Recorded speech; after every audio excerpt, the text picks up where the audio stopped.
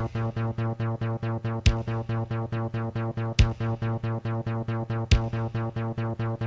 and welcome to the Film Pulse Podcast. This is episode number 215. My name's Adam Patterson. Joining me today, we got Kevin Rakestraw. How are you doing? Pretty good. All right. Got like a sinus thing going on. I have a little bit of a congestion issue right now as well. I don't know what's going on, if it's an allergy thing or what, but Stupid weather. yeah, that might be it. This week on the show, we'll be talking about Shane Black's The Nice Guys. We'll also be talking about some other stuff we've been watching on the watch list, movie predictions, new on video on demand, Blu-ray releases. Don't really have any news this week. Nothing big dropped. You can check the site over at filmpulse.net. We got some trailers up there. We got some new reviews going on. We have reviews for The Nice Guys, Almost Holy, The Damned. I'll be talking about that a little bit later. If you missed Ryan Watch's movie this week, we had him watch The Monster Squad in honor of The Nice Guys. So that's worth a listen. Gilman. And we have the Brooklyn Film Festival announced their full lineup. Got the full lineup for that up on the site, so you can check that out. Did a Blu-ray review this week for The Witch. Oh, hold up. Yeah. Watch out. Criterion announced their August titles, so you can check out that list on the site. So number of good things, but nothing major that I wanted to discuss on this week's episode. So I think we can just go ahead and jump into our review. Oh man, for The Nice Guys. just going straight to it. We're zooming along today. Watch We're just gonna out. zoom right along. So this is directed by Shane Black. It's co-written by Shane Black and Anthony Begarazzi.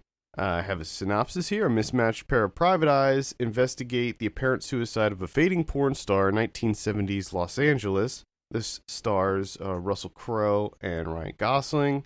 There's some other names come in here. So Kim Basinger's in it for a very short amount of time. She's 2 scenes. Yeah. Pops up out of nowhere. Yeah. Keith David's in there. It's always nice to see Keith David. Oh yeah. And Matt Bomer's in there too. So I think I'll start this off because I was really hyped for this movie. And I gotta say, I think I was too hyped. Oh no. It was too much. The hype, I went in with such lofty expectations and hopes that I think I left a little bit let down with this movie. That isn't to say I didn't like it, but there were aspects of it that just didn't work for me. Although I will say, overall, I thought it was really funny. I had a good time with the movie, but it wasn't without its problems. I thought that Kim Basinger was pretty bad in the 2 scenes that she was in. Like, she's just, I don't know what it is. I just don't think she's a good actress. I think that's what it boils down to. I was gonna say exactly the same thing. She's just not good. Because when she showed up, I'm like, oh, Kim Basinger. Man, I haven't seen her for a while. Wonder why that is. And then she started like delivering lines, and I was like, oh, maybe that's why. She's not good. I also wasn't a big fan of the whole like Detroit, I don't know what you would even call that, allegory, foreshadowing, that whole aspect of it, because it felt unneeded. It didn't feel necessary to put that stuff in there. You have that, and then they just take it to terrible levels with the final scene with Kim Basinger. Yeah, that's direct to the kid. That specifically was quite awful. Yeah. But other than that, I thought it was really funny. Shane Black, the thing that I like about his films and his scripts is that he's really good at dialogue. I think that his dialogue is always, he's an expert at banter. And I thought that obviously the strongest aspects of this film were mainly the banter between Russell Crowe and Ryan Gosling. And I thought Ryan Gosling was absolutely hilarious in this movie. I really did. I thought he was so funny. He is pretty funny. And I wish he would do more comedy. He's a really good comedic actor. Yeah. The interesting thing for me was I usually enjoy Shane Black's banter, but this is one of those instances where it was excessive. Like, scenes were just drawn out for entirely too long. They just kept the banter going, and it was just, oh my god, it was exhausting. So, just a heads up, I did not like The Nice Guys. Yeah, that's a shame. I mean, there's bits and pieces of it that I did enjoy. You know, the mostly the comedy here and there. But man, a lot of these scenes just they go on forever. Yeah. I like when they're talking to the kid on the bike with the supposedly big dick, like that just keeps going. I see. I thought that was funny. Like to me, a lot of these scenes start off funny with the banter, and then they just keep dragging it out and dragging it Oh, out. so And it's just they overstay their yeah, welcome. and it's just like okay, let's end this scene now, please, at some point in time. I didn't mind that. I didn't mind that at all. I thought that was quite funny. Most of that stuff, but I could totally see where it does get a little well worn by the end. Because I like banter and I like them when they're throwaway lines. I mean, we always talk about this, how much we like throwaway lines. And that's the beauty of it. It's a throwaway line. It happens and then you move on to the next. But here it's like a throwaway line and then it's thrown onto the floor and then we just stay and watch it on the floor for like another 3 minutes. It's just like, stop this. Please stop this. It's entirely too long. Yeah. That didn't bother me so much. I mean, I recognized that it was there. They definitely did hang on a lot of jokes and things, but that didn't bother me so much. I just, I guess just maybe the plot overall didn't really grab me. Well, just because it was just so, it felt, I don't know, unnecessarily complex. It's like every single one of his movies ever. It's the same as like any because I just watched Kiss Kiss Bang Bang in preparation for this. So yeah, and I rewatched it too. So we'll come back. It's pretty much the same. It is The Last Boy Scout, pretty much the same. Kind of the same. Like it's always like the same setup, and it's usually kind of the same plot points and everything that happens. I mean, it's so. I think of all of his movies, this is very similar to Kiss Kiss Bang Bang. I mean, very very similar. It's got that kind of LA noir vibe to it. Yeah, which it seems like that's the only thing he can really write. I'm fine with that. I love LA noir. That's true. That is right up your alley. That is perfectly fine with me. I don't have a problem with it. I thought it was really. I liked the action scenes. I thought were really well done because they were still funny, but they were also they did some interesting things with the action scenes. But I think my favorite one was this isn't a spoiler, but it's towards the end. There's a scene where Ryan Gosling he's floundering and he just keeps smashing through windows, getting hit by cars just over and over again. And then there's that one line at the end where he goes, "I think I'm invincible." That's the only explanation.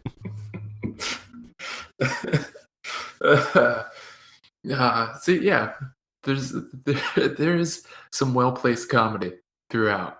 It's just unfortunate that you had to slog through so much shit. But it was great. Yeah. It did seem like he was going through an excessive amount of glass. And he was getting hit by cars all over the place too. It was just over and over. And I think that was the same scene, or maybe right before the scene where he falls off the roof, and Russell Crowe goes, "I thought you were on the roof. Did you fall off the roof?"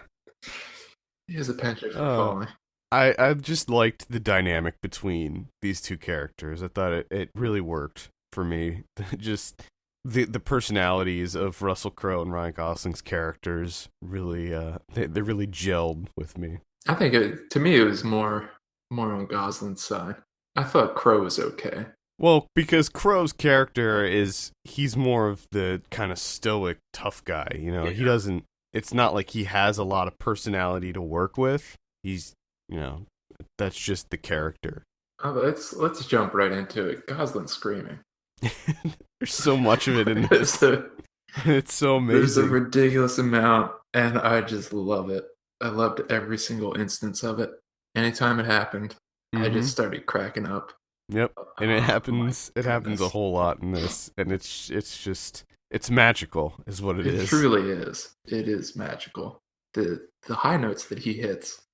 I don't know how he does it. I'm not quite sure, but man, thank you for that. Yeah.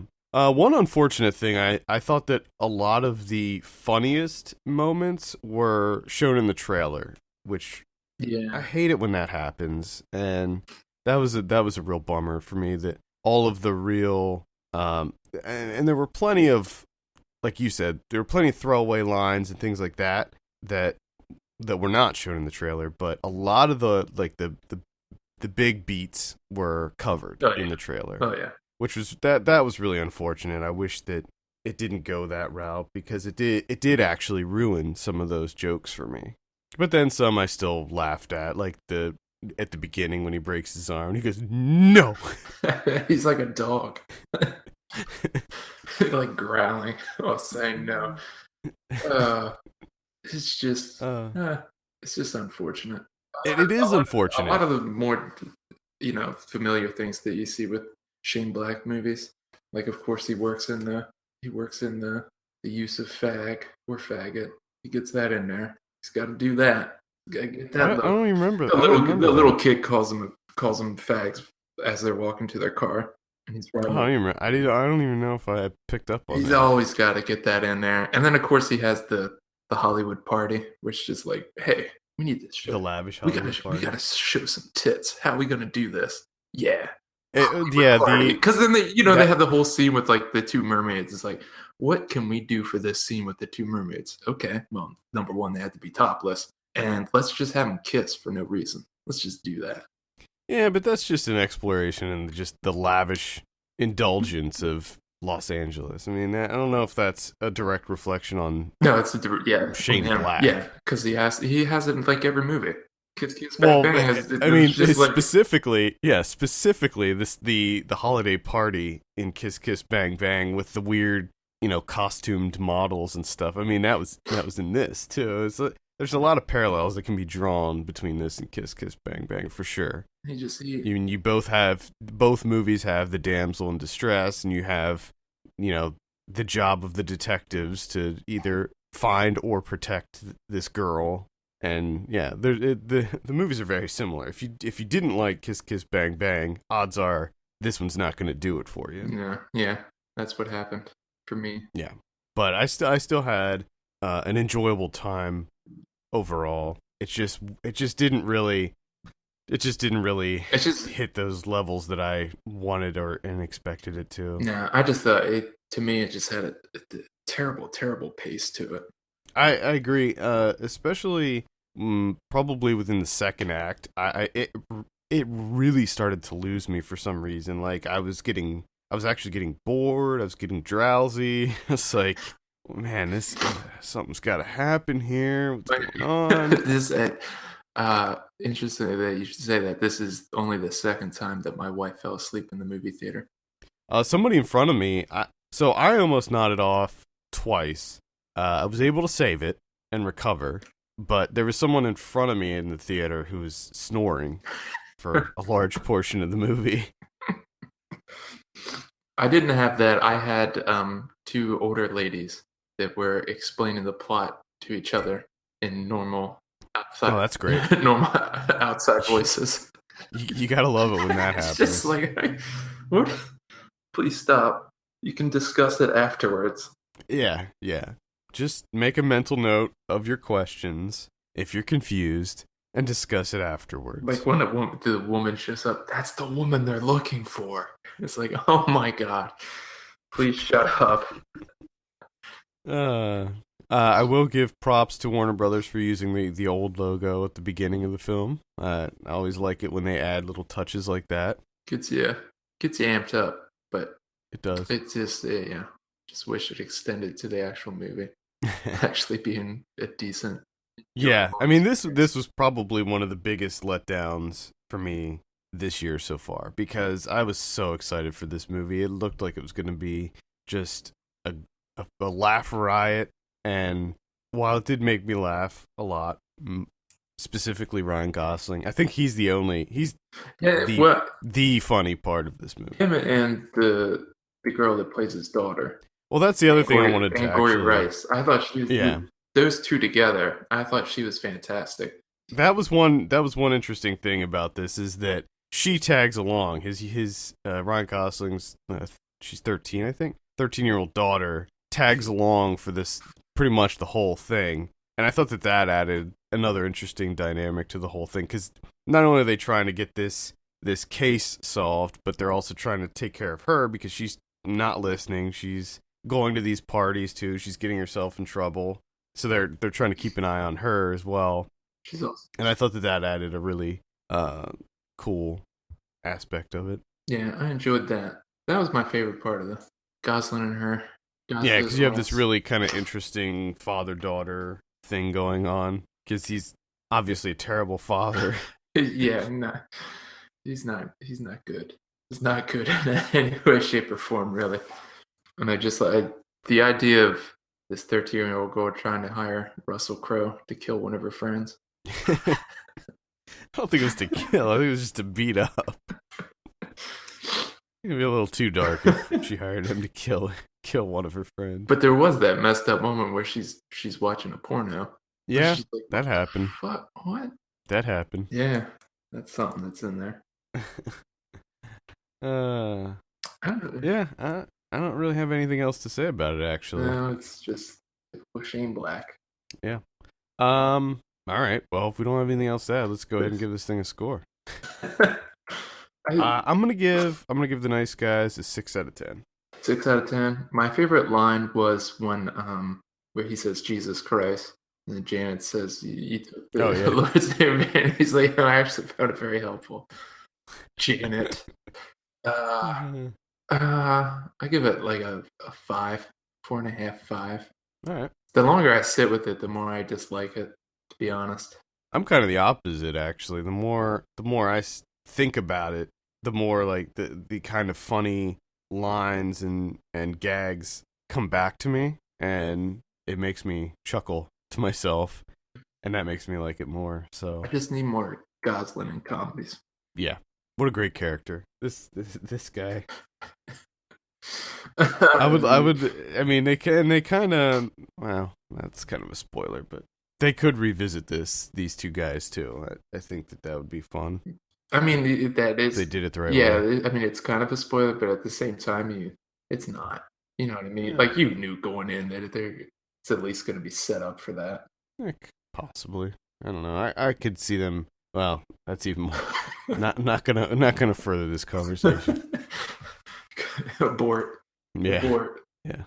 The Nice Guys, playing in theaters right now, doing very well. It's got a 90% on Rotten Tomatoes. We gave it an 8 out of 10 on the site. Blake reviewed this one, so he was a big fan. He always seems to get a pass for some reason.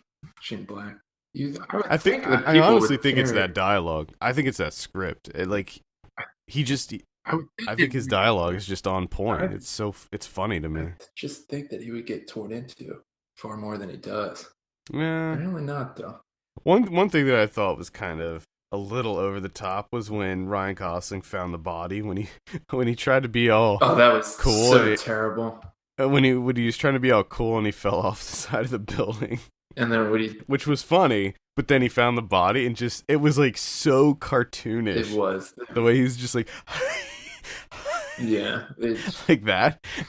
I was like, oh my god, is this they actually decided to keep this in? Like, this was so ridiculous. Yeah, it's just that's my main issue with this film. There's so many times like that where it's like you could have cut that out or at least whittled it down. Yeah. I mean, it is a longer movie. It's almost 2 hours long, so they probably could have trimmed a little bit of it down. Felt like 3. Just not the scene with the kid on the bike with the big dick, because I thought that scene was funny. Do you want to see my dick? No. All right. So again, Nice Guys in theaters now. Let's talk about some of what we've been watching. I'll start it off this week. Don't have a whole lot to talk about. It's all The Damned. Don't You Wish That We Were Dead? This is a documentary, a rock doc about the punk band The Damned. One of the early punk bands. I mean, they came around maybe even before the Sex Pistols, right around the same time as the Clash and the Sex Pistols started to gain popularity in the UK. The interesting thing is that The Damned never quite hit the same level of fame that those other two did. But interestingly, they had a stronger focus on musicianship than bands like the Sex Pistols, where they actually knew how to play their instruments, and they actually put thought into composing their music and stuff. But I think that maybe one of the reasons that they weren't as big is because they didn't, first of all, instead of relying on getting a record contract, they immediately began touring and stuff. So they kind of didn't enter the studio system right away. And then also their music, their lyrics were not as focused on the political strife that was happening in the UK during that time. So a lot of their songs didn't really have a political slant, and I think that maybe that was one of the appealing things to some of those other punk bands coming up, is the anger that the people had with against the government at that time. And the Damned were really just about having fun and being wild, and they're a very theatrical band. I think that they started a lot of the trends that you see in punk rock, and that whole, they like the fashion and stuff like that. But interestingly, I mean, they're still around. They've been touring for 35 years. They're actually still a band. Still grinding it out. Yeah, they're still kicking. And they've had some switch ups, some they have like 4 or 5 different bassists, 2 of which got cancer. Interestingly, they both fortunately survived, but they both got the same kind of cancer. Really? Yeah, which is kind of weird.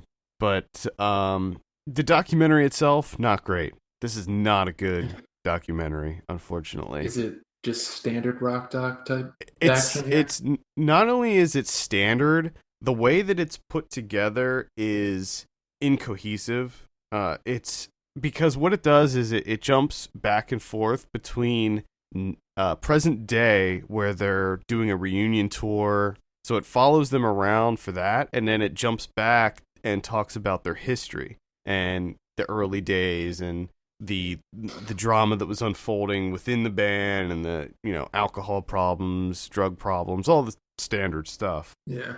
But the confusing part comes from the fact that there will be interviews. So it's like your standard talking head documentary, and there'll be interviews with various band members, journalists, etc., talking about what happened to the band. However, we didn't get to that point yet in the timeline, in the history.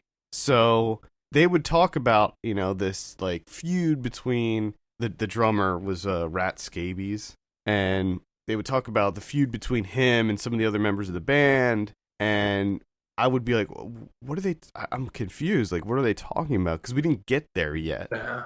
So it was the way that it was structured was not very cohesive, and that was a problem for me. Also, it's way too long. It's 2 hours long, and they try to do this thing where the filmmakers tried to hide cameras to try to, I guess, get some drama or maybe some intimate moments with them, trying to talk about why there was this fallout. Because essentially what happened was there was a dispute over the rights of the songs, and it's like kind of still happening today. They're still bitter about it, and the band sort of splintered. So you have you have the Damned with the original lead singer and a couple of the original guys, and then you have Rat Scabies, the drummer, who ended up, because he owns the rights to a lot of the songs or something like that. There was like this weird rights issue. He's able to perform the songs. So he and another one of the band members that left the band started touring, also doing songs from the Damned. So you have like basically the Damned is two bands that are both touring right now. You got dueling dams going on. Yeah, so it's unfortunately, nothing is really gleamed from that. Like, there's like one scene where they hide the camera and they find it right away. And it's like, just take that out. Just take that out of the movie. We don't need this. This is us failing. Yeah. But apparently the director of this film also did a documentary about Lemmy from Motorhead, and that was pretty good. I haven't seen it, but Lemmy was in this actually. The director's name's Wes Orshowski. Okay. But either way, The Damned, Don't You Wish That We Were Dead is on VOD now. I would only recommend it if you're a big fan of The Damned. Yeah. Like if you're I was never a huge fan of their music, but I like punk rock, and I like learning about the history of punk rock, because I find that period in time to be really interesting.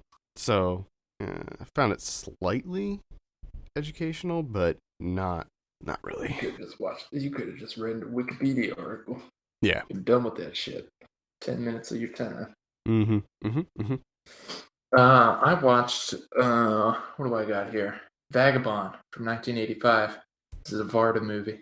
Watched this on the Hulu Plus, the Criterion version. And man, this is quite a film. This might be actually one of my favorite Vardas. And it's really interesting what she does here. It starts out right off the bat, the central performer, dead in a ditch. And then it kind of pieces her life. She's a vagabond, obviously. And it kind of pieces her life through. She uses moments that the people that encountered this woman up until the point that she died. So she does these like little vignettes of reenactments of, all the little informational tidbits that she gleaned from the interviews of the people that encountered this woman. So it's just like little brief like episodes of her meeting this person and her just roaming around the countryside and the people that she comes into interactions with. And it's her, Varda, essentially like creating this like portrait of this woman that people didn't really know. I mean, they kind of thought they knew her, and they speculated as to, why she was doing what she was doing. So it's her kind of gathering all these perspectives, these different perspectives of people, and then trying to create like a portrait of this woman through that. And there's tons of fourth wall breaks where they'll just have the person that encountered the vagabond will just look to the camera and essentially tell you what they thought of her, or what they thought in the situation, and how they saw her as a person and what she was doing and stuff, which is really interesting. And I also found it to be like, it just has some of the best tracking shots. I mean, it's like almost nonstop tracking shots, and they're just fantastic. It's just one after another. It's like a masterclass in tracking shots. I like me some tracking shots. Oh my goodness, it's nothing but, and they're all fantastic. Cool. That's that's just Vagabond. Where can you see this? Hulu Plus. Hulu Plus. If you got that Hulu Plus account. You got the old Hulu Plus. With that shitty playback. I mean, Hulu is going downhill. Were there commercials in it? No, there weren't any commercials, but I don't know if that's like a part of it, how they have that new commercial-free bullshit. Mm-hmm. So they made the old version of it just unbearable to try and get you to sign up for. Sounds like a conspiracy. Well, like the problem I always have is it'll skip once, and then the audio will be offset, and then every time that it like kind of buffers for a second, it just adds to it. And there's that's the worst. And there's sometimes where I'm watching like an episode of Bob's Burgers or something, and there's like a full minute. Oh god! It's just like, this is the worst thing I've ever seen. That's a pet peeve of mine. It's audio sync issues. Oh my god, it's so irritating. I cannot stand audio sync issues. If it's even a second out of sync, it drives me crazy. Same here. It renders whatever I'm watching completely unwatchable if the audio is even the slightest bit out of sync. Exactly. I saw a documentary called Holy Hell. This comes out this week, I believe. Comes out on Friday, I think. This one is Probably one of the most interesting documentaries I've seen this year. I saw two between this and Tickled. It's like 2 weeks, two really good docs. It's directed by Will Allen, who was a member of a cult for 22 years. Okay. He was in this cult for 22 years. And the documentary basically just goes over the history of his time in this cult. See, the thing is, he was always a filmmaker. So throughout his entire time in this cult, he was just shooting footage nonstop. So you get this kind of crazy inside look into this cult. And it's just, I found it to be really fascinating. And it gets, it gets pretty, as far as cults go, this one is not as horrific as some. This isn't like a Jonestown thing or anything, but it does get pretty messed up towards the end. I mean, as most cults do. Yeah. But it's I found it to be a thoroughly fascinating journey inside this cult. For some reason, I just find cults to be inherently fascinating because I don't understand, and I'm always trying to wrap my head around how you can be part of a cult. Yes. Like I don't understand it either. the mindset behind that, like the psychology behind. It is truly fascinating. Because even into that.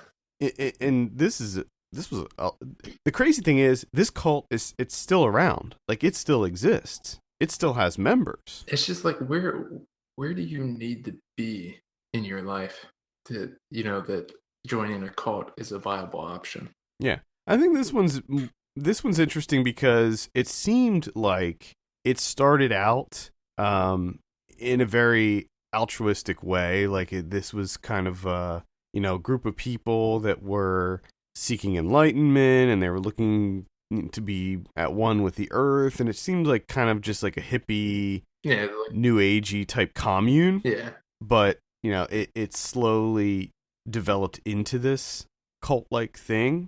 Once someone learns that they have some power. Yeah, and that's the thing. Like the leader of this cult, the master, it's like that. Is that what his name is? The master.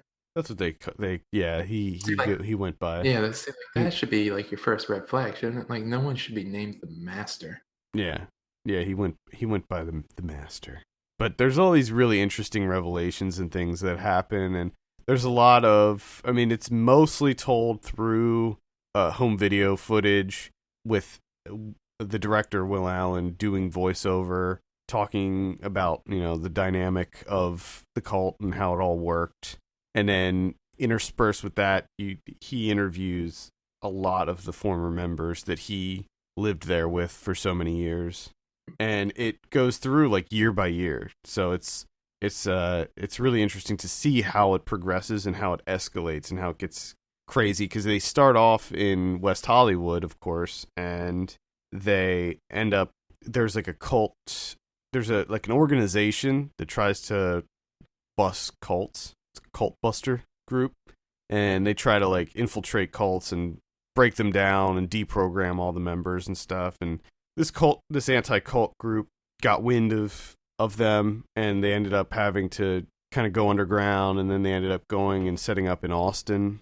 And interestingly, this was right around the whole Waco thing was going down. I recommend checking it out. It's called Holy Hell, and it'll be out this weekend. So nice. Yeah. Nice. I got to tick another one off of my list of shame. I watched Tarkovsky's Nostalghia from 1983, and this is a dense movie. A lot of stuff going on here. I don't know if I actually obtained anything during the viewing of the film itself. Like it felt edifying, but I'm not sure in what way and or how. So I don't know if it's doing like some sort of covert edifying that I'm not conscious of. I don't know, but it feels like there's a lot of stuff in there, or there's nothing in there. I'm not sure. But it definitely needs a rewatch. I can tell you that much. But on the first go through, I was It might be perhaps because I was just transfixed by the visuals throughout. Maybe that's what kind of distracted me from actually like intaking any information and or insight. Um, and it's just fantastic. The visuals in this and just the camera movements, long takes, a lot of moving parts. You have so many, there's varying paths of the camera. It's not just like long static shots. It's like, a tracking shot from right to left. And then it'll start, it'll take 90-degree turn, it'll start going up another path, and then it'll come back because the character's walking back to where they came from, and then it goes from left to right. I mean, there's so many things going on, which just really amps it up from because essentially what you're watching is just a couple people talking, doing the old walk and talk. That's a walk and talk. The old walk and talk, long take walk and talk. So I don't know if I kind of got distracted by that, but I was kind of getting overexcited about the camera work that I was kind of missing what they were talking about. Could definitely be what happened. But the last camera pull out image making at the end of this film is just, I lost my shit. I just lost it because it starts saying just him and a German Shepherd by this little pond of water, and then just the camera slowly pulling out, and holy shit, what you get at the end of that is fantastic. Just I got so amped up, loved it. The sound editing too is actually, and that's not something that I normally pick up on in movies. Mm-hmm. I'm not really cognizant of sound editing unless it's like really impressive, which here it is because you have the everything that's happening in the now is in color, and then the main character's memories are in black and white. And then when it happens in black and white, it's kind of in this everything's kind of like the movements are slowed down. Everything's kind of in this slow-mo version where like everything's kind of semi-suspended in memory. And then you would have the melding of the two, like the audio of the past with audio of the present, and just the way that they folded it into each other was quite impressive. Cool. Just I love that shit. Love me some Tarkovsky. Little Tarkovsky action. That's one. I think that's on like Netflix. I think it's on Fandor too. It's a lot of places. The quality on Netflix is not that good. It's a shame that his movies don't have like. I mean, they should be in like pristine condition, remastered. You know what I mean? I'm sure that they'll get remastered at some point. I think some of them are. I think they are too. I'm sure Solaris has a remaster. Yeah, that's on the on Criterion. Yeah, I think he has some other ones on Criterion as well. Yeah, and there's some the like the overseas versions, like the PAL DVD. I think there is a Blu-ray box set or something. Gotta get my hands on it. Yeah. Do you want to talk about Kiss Kiss Bang Bang? Yeah, that's the only other thing I saw was Kiss Kiss Bang Bang. All right. So my first question to you is, how much of a problem was A, the voiceover in that movie for you, and B, the fourth wall breaking? The narration. Okay, let's just jump into that right off the bat. I don't like narration. All right, I don't like it. And it turns out I like it even less when you're toying with it, like poking fun at it, having fun with it. That's even worse. So that shit was terrible. This was a really rough go. I actually stopped watching it at one point. I just got sick and tired of it. I was so pissed off. I hated this fucking movie for a while. I just couldn't take it anymore. I wasn't in the mood for Robert Downey Jr.'s character. I just hated him. I just hated everything about him. He's such a piece of shit. And I stopped it right at the part where he's killing that spider that crawls underneath the crawl. Yeah. And just his fucking character, because he's just before that, she's in his hotel room freaking out about her younger sister being killed, and he just stares at her tits the whole time because she ain't black. And you get the nip slip, and he's just like, he's all about nipples and the breasts and everything. He's not even listening to her.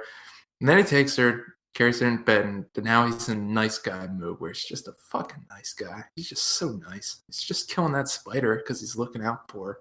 And then she wakes up and she's, just goes on like, oh, you He touched a tit, no big deal. And then he like freaks out and he's like, holy shit, it should be a bigger deal to you, even though that's not what I did.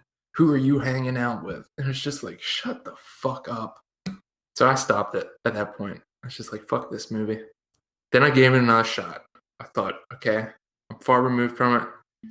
The tempers kind of dropped a little bit. I'll give it another shot because Val Kilmer was there for a little bit. And I was like, I really like the idea of seeing some Val Kilmer. So I'm going to give it another shot. Hopefully there's more Val Kilmer.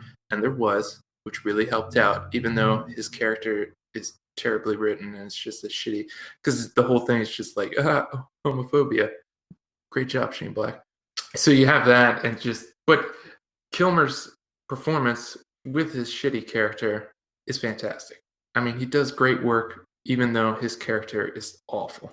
I thought his character was funny. I liked the way that he treated Robert Downey Jr.'s character. I did that. Just constantly calling him a moron. Yeah. And just I was a fan of that because I hated that. I hated Downey's character so much.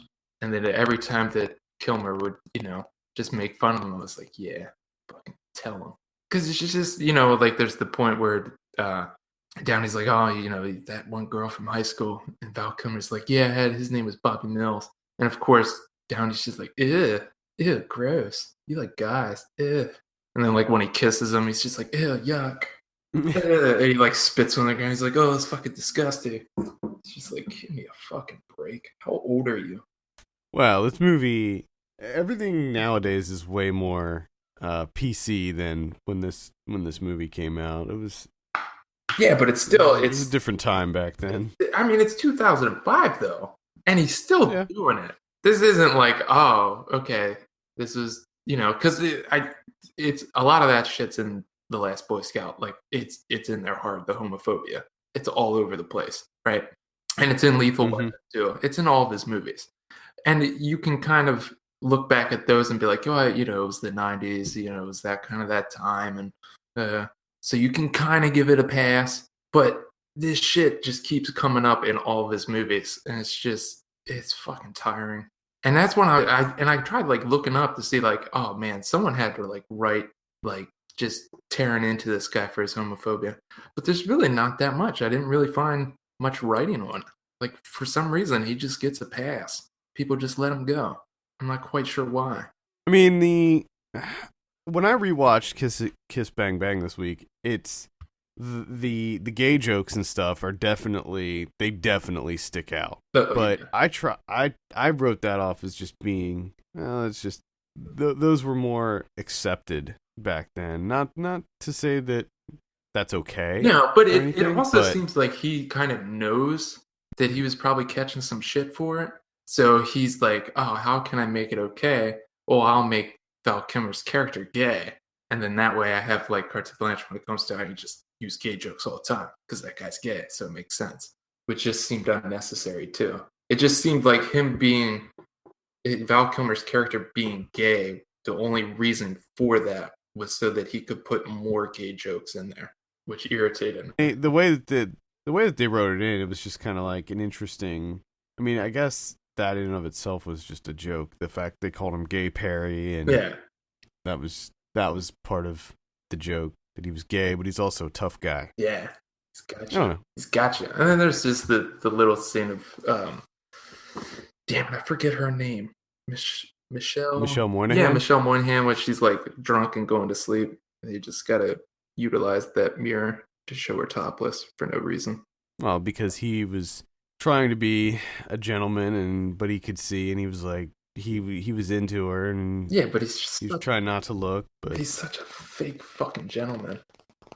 It's irritating. It's infuriating to me. I did not like this movie. The only thing I didn't like about it was the narration and the fourth wall breaking, especially at the end. That shit was just stupid. Yeah, those were the only issues I had with this movie. Otherwise, I thought it was really a fun, pulpy. It is noir. I will say the thing that helped it, which is usually where I get, where the negatives for me come, is once the plot like really kicked in, it kind of it seemed like it kind of distracted him from his homophobia and all that shit banter. once it kind of got settled into that, it was okay. And normally movies, that's the problem that I have with a film is when it gets into the plot, it kind of gets bogged down by it. But here it was kind of helped it out in that case. I also like the scene. My favorite scene is when his finger gets cut off. It was a ridiculous scene. Because it was just such a random thing that happened that plagued him for the rest of the movie. No. I stand by that movie. I still like it, despite the flaws. I don't like it. I don't like that shit. The only other movie that I saw this week is a film called The Love Witch. This is written, directed, edited, produced, costume designed by Anna Biller. She does everything in this movie, much like her last movie. Have you seen Viva? No, I have not. So her last movie, she also starred in her last movie, and it was kind of like both of these films have a very similar style, where she seems to definitely her wheelhouse is kind of the 60s like sexploitation cinema. She definitely revels in the kind of trashy 60s films, and the thing that this director is really good at is absolutely to the T, nailing the aesthetic. I don't know. I remember when Viva came out and I saw it, I was just like, holy crap. Like, if you didn't know any better, you would think that this was an old movie. And there's very few, I mean, there's a lot of movies that kind of pay homage to, specific time periods, specific subgenres of cinema, but very few can actually nail the aesthetic.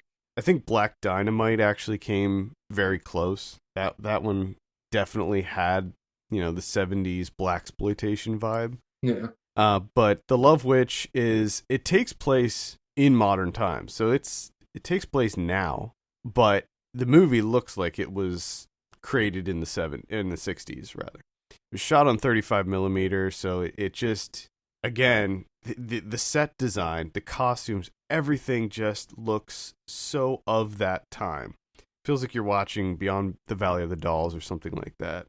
Basically, the film is about this young woman who, she's a witch, and she is desperate to fall in love and have someone fall in love with her, so she casts these witch spells, but they're so potent that the men that fall in love with her, it's so overwhelming that they die, basically. And it's funny. It's a funny movie. It's intentionally comedic, and I just enjoyed it immensely. I would highly recommend seeking this one out whenever it gets released. I think that Anna Biller is an extremely talented director and filmmaker, just because she does everything in this. Wasn't this just picked up too by?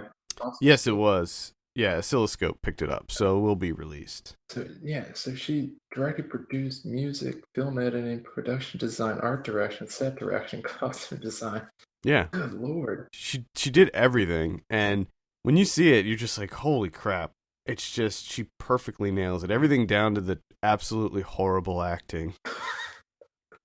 It just, and you have there's certain tropes that movies of this ilk have that were released in the 60s, where you have the quick zooms on people's faces and eyes. There's a lot of extreme close-ups on people's eyes in this. Yeah.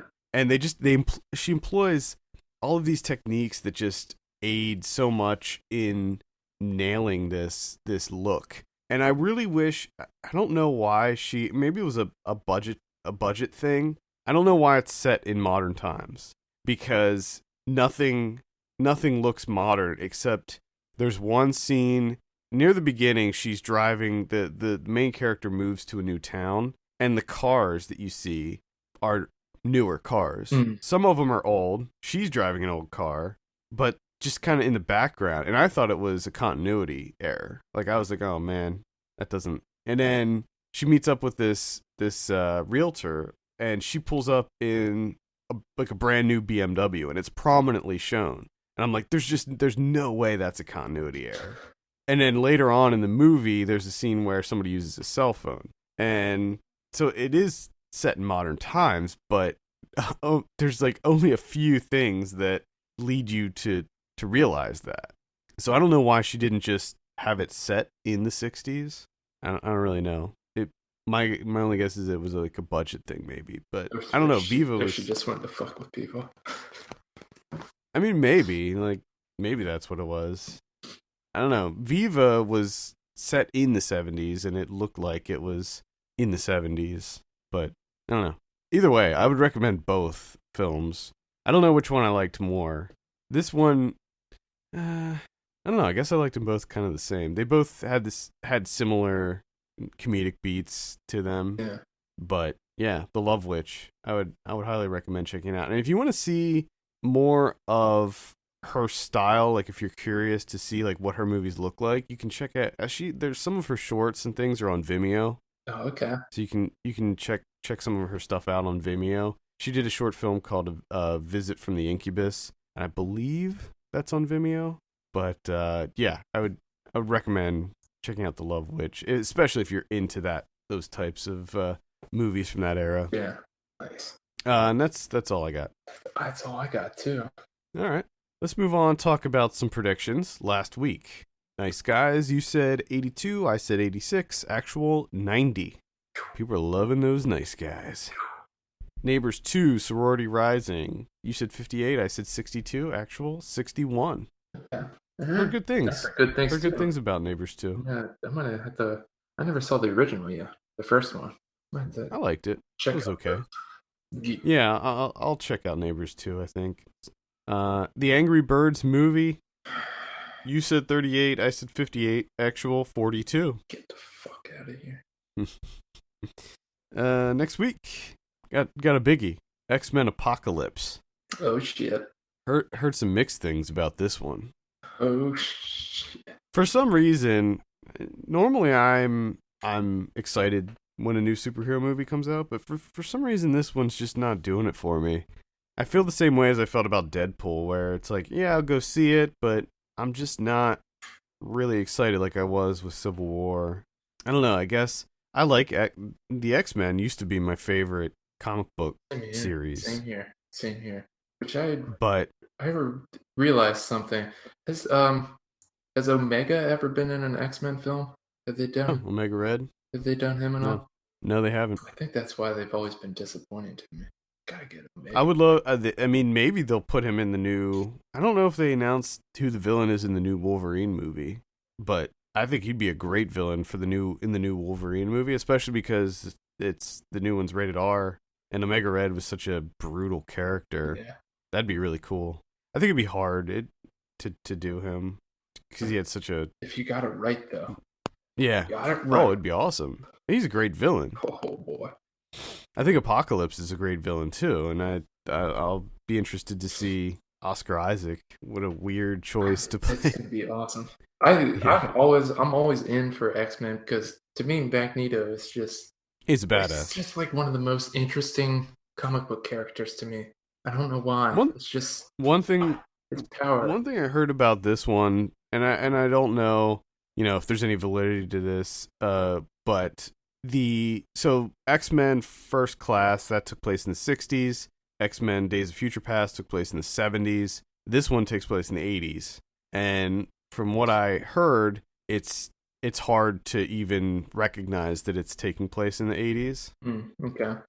And that's kind of a bummer, because I thought that some of the most interesting aspects of the last one were just the fact that it did take place in the 70s. And you had those little,